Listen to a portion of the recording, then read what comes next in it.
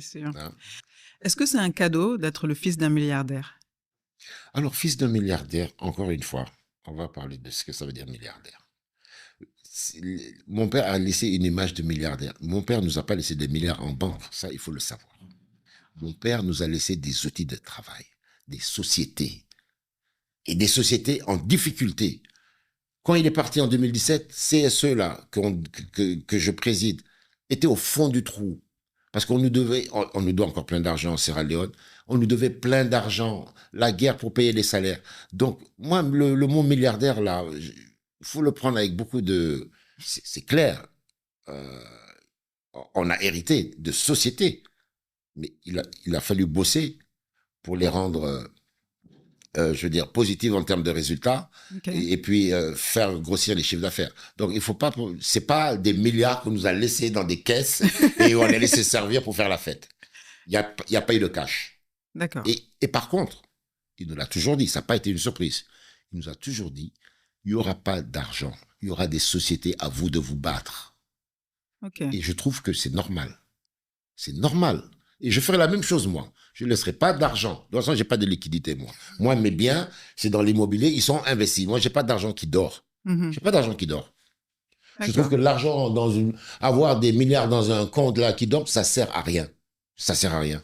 L'argent, il faut en faire quelque chose. Bien sûr. Soit tu te fais plaisir avec cet argent-là, soit tu aides les autres avec cet argent-là. Ça sert à rien d'avoir de l'argent bloqué en banque.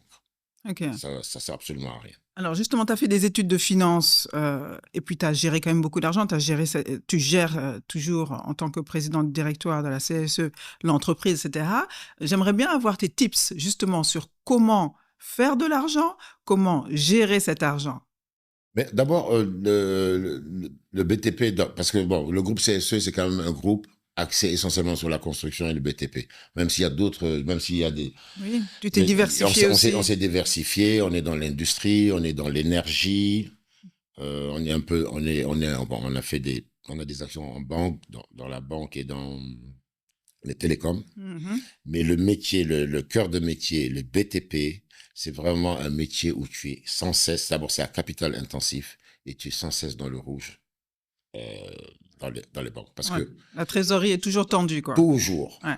parce que tes fournisseurs, tu les payes à 60 jours, mais toi, tu es payé à 150 jours, voire 180 jours.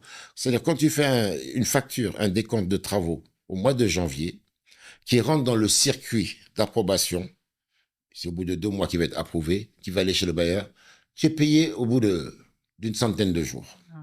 Ouais. Tu vois bien qu'en 60, tu es toujours en déficit structurel de trésorerie, constamment. Et ça, c'est des choses que les gens ont du mal à comprendre. On est sollicité, mais tu dis, mais j'ai pas les ressources. Et puis tu as des arriérés de paiement que tu cumules sur des années et des années. Ouais. Finalement, nous, on travaille pour les banques. Parce que c'est les banques qui nous font vivre, mais c'est nous qui les faisons vivre les banques parce que quand tu es en déficit, dans le rouge en permanence, Ouais. et que tu es obligé de faire même des avances sur des comptes pour te faire payer, c'est la banque qui bouffe ta marge. Hein. C'est pour ça que tu as investi dans la banque, Bridge Bank. Mais avant ça même, il y avait eu, comment s'appelait cette la banque? BST. La BST. Mais c'est là que j'ai compris que la banque, c'est le meilleur business. Ah oui, la BST. La BST, pour te donner une idée, j'ai plus trop les dates en tête, je pense que c'est 2006. Quand vous avez vendu à la CBAO? Alors, quand on a vendu la CBAO nous a proposé 40 ans de dividendes. 40 ans de dividendes. Ouais. Si ma mémoire est bonne, c'est 40 ans de dividendes que la CBAO nous a proposé. C'est pas mal. Ouais. Ça fait combien d'argent? C'était pas mal. C'était pas mal. Tu veux pas tu veux pas donner de montant? Non, moi je sais pas. Moi je sais que moi. Alors il y a une petite histoire. Ne me dis pas que tu sais pas, Omar. Non, c'est vieux. C'est vieux. J'ai pas trop les chiffres en tête. Mais ce qui est sûr, sur une mise de 200 millions CFA, je vais ramasser 2,5 millions d'euros. Ok. Tu vois? Donc tu vois qu'on parle de milliards quand même. Oui. En cash? Ouais, non, sur 200 millions CFA d'investissement. Ouais. Ça rapportait 2,5 millions d'euros. Ouais, c'est que 2,5 millions d'euros, ça fait un peu moins de 2 milliards CFA. Ouais, on a dépassé le milliard en tout cas. Ouais. Toi, ça a été multiplié par 10 en fait. Ouais. La mise de départ a été multipliée par 10. Ok. Ouais. Et donc, c'est raison pour laquelle il y a eu l'investissement dans Bridge Bank aussi. Non, Bridgebank, c'est une autre histoire. C'est Yerim qui a monté Bridgebank. Oui, tout à fait. Voilà, mais ça, Mais, ça... mais vous Mais, non, avez... moi, je suis actionnaire de Voilà, Bridgebank, tout à fait. c'est ça. Tout à fait. Moi, D'accord. à titre personnel, hein. Oui. Ah, à C'est-à-dire, titre personnel. à Oui. titre Et de la personnel. même façon dans les autres... C'est-à-dire que l'argent que j'ai gagné en vendant BST, je l'ai mis dans Bridgebank. Voilà, tu Ok. vois? Donc justement, j'aimerais bien avoir tes petits secrets.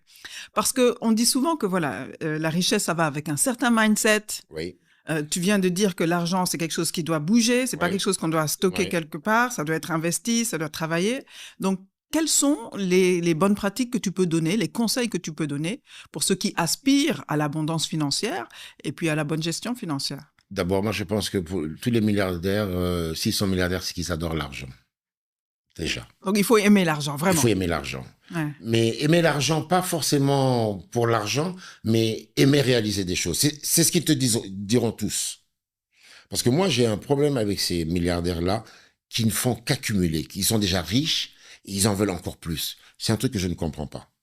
Moi, personnellement, je me place pas dans cette catégorie-là parce que je suis pas comme eux. Mhm. Quand je parle de milliardaires, je parle de milliardaires en devise, hein. Je Ah, parle pas des milliardaires en CFA, là. Hein. Je parle des milliardaires en devise, ok. comme il y en a beaucoup au Nigeria. Et comme on n'en a pas au Sénégal. Hmm. On n'a pas de milliardaires en devise au Sénégal. Ouais. J'ai remarqué, parce que j'en connais certains, des milliardaires en euros. Et j'ai toujours ce discours avec eux. Je dis, mais je ne vous comprends pas. Vous êtes gavés, vous en avez déjà plein. Vous ne pouvez pas profiter de la vie. Hmm. Vous avez 60 ans là. Hmm. Mais profitez de... Non. C'est-à-dire que, en fait, leur passion, c'est ça. C'est d'accumuler de Ils l'argent. vont être au bord de la piscine avec leur laptop en train de regarder des EBITDA, des tableaux, des projections, des trucs comme ça. Mais en fait, chacun est différent. Ok. C'est leur plaisir. Mhm. Et je pense que pour être milliardaire en devise, il faut avoir cette passion de la réalisation, quoi. Mais je pense pas que ce soit pour l'argent. Je les crois un peu quand ils disent c'est pas trop l'argent. Parce qu'au bout d'un moment, que tu aies un milliard de dollars ou 2 milliards de dollars, qu'est-ce que tu vas faire? Ça change pas grand-chose. Oui, Ouais. Mhm.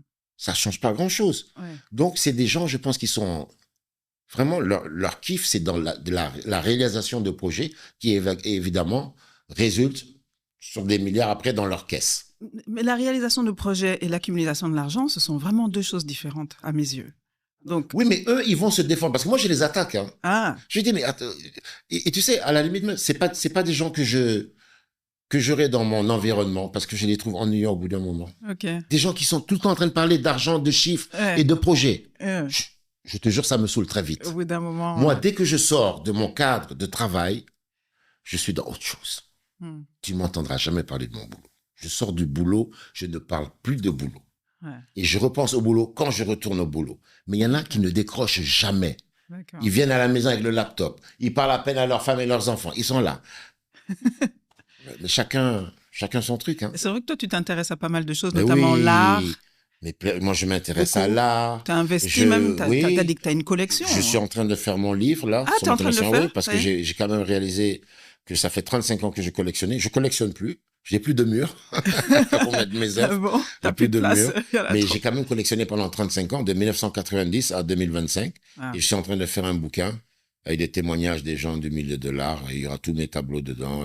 Voilà, ça va sortir à la fin de l'année. D'accord. Non, mais j'aime l'art. Et puis même, aujourd'hui, je suis dans la transmission. Et je suis surtout aujourd'hui, j'essaie d'identifier des jeunes qui ont du talent pour les aider. Ok. Impacter sur la vie des gens. D'accord. Moi, j'aimerais, quand je serai mort, qu'on puisse dire, ah, Omar.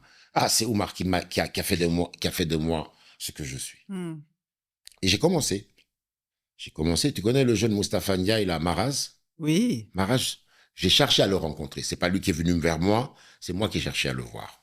Quand j'ai vu ce qu'il faisait, j'ai dit, moi, je veux rencontrer ce jeune-là. Waouh. Je suis devenu son business angel. Super. Et lundi, c'est marrant parce que lundi, il m'amène un autre Maraz, un autre jeune qu'il a identifié, qui m'a dit, parrain, c'est comme ça qu'il m'appelle, il me dit, parrain, j'ai un jeune que je veux te présenter, etc. Je le reçois lundi. Et je suis dans ça. Ok. Impacter sur les autres. Ouais. Tu vois? Très Moi, bien. aujourd'hui, alhamdoulilah, j'ai besoin de rien Ouais. et je ne cherche rien. Hmm. Donc, si je peux... Ah ouais. Franchement, Super. voilà. C'est Moi, ça, aujourd'hui, c'est ça qui me motive. Quand je dis, moi, je vais arrêter de travailler, Non, je serai toujours actif, mais je ne serai pas là à courir derrière des chefs d'État pour avoir des marchés. Ça me fatigue. Ça, c'est fini. Je vais laisser ça à des jeunes qui vont prendre le relais. Surtout que la nouvelle génération, je suis leur tonton. J'ai 18 ans de plus que Diomaye. Donc, franchement, il est temps pour moi d'aller me reposer. Tu l'as rencontré, J'ai Diomaye? rencontré Diomaye. J'ai rencontré Diomaye le 26 décembre l'année dernière. Uh-huh. Je l'ai rencontré qu'une seule fois. J'ai rencontré un homme très posé, très réfléchi, très calme. Un homme posé. Un homme posé. Et je pense que c'est un homme qui m'a l'air juste. D'accord. Je pense que Diomaye, si tu as un problème, il sera juste dans sa décision. C'est vraiment l'impression qu'il t'a donné en tant que... Absolument. C'est pas juste une façade. Non, non, non, non, non. Parce que c'est l'impression qu'il donne. Non, je pense que l'homme est foncièrement comme ça. Ok. L'homme est foncièrement comme ça. Bon. Il est dans ses principes, droit dans ses bottes, et je pense que ça sera quelqu'un de juste. Il sera pas partisan. Il va pas favoriser quelqu'un sur des facteurs subjectifs. Je pense qu'il sera juste. D'accord. Bon, Ouais. c'est déjà Ouais. une bonne chose. Entre le Sénégal juste, souverain et prospère, on a déjà le juste Oui. un peu. Moi, ça, j'en suis convaincu. Ok. Ouais. On va revenir un peu à toi dans la CSE. Parce que effectivement, ta situation, elle n'était pas évidente, de venir comme ça en tant que fils aîné. Est-ce que déjà, il y a eu cette appréhension-là, qu'on te voit comme le fils à papa? Non. Ça n'a pas Non, joué. parce que j'ai pas une attitude de fils à papa. Ouais. Moi, je suis quelqu'un de humble. Je comprends même pas, d'ailleurs, quand certaines personnes me disent que tu es humble. Je dis, mais pourquoi je vais pas être humble? Personne ne m'impressionne parce que pour moi, on n'est rien. Qui que tu sois, tu n'es rien. Tu n'es que par le bon vouloir du Tout-Puissant. Et il peut te démettre du jour au lendemain. Tu peux mourir ou il peut te défaire. Donc déjà, à partir du moment où personne ne m'impressionne, je ne suis pas quelqu'un qui cherche à impressionner non plus. Tu comprends? C'est vrai. Voilà. Donc pour moi, tout le monde est pareil. Je respecte l'être humain. Je suis dans l'humain. D'accord. Tu vois? Donc les gens qui se la pètent, qui se croient super aux autres, ça, tout de suite, moi j'ai un blocage avec ces gens-là. Ouais. Je ne veux même pas faire d'affaires avec ce genre de personnes.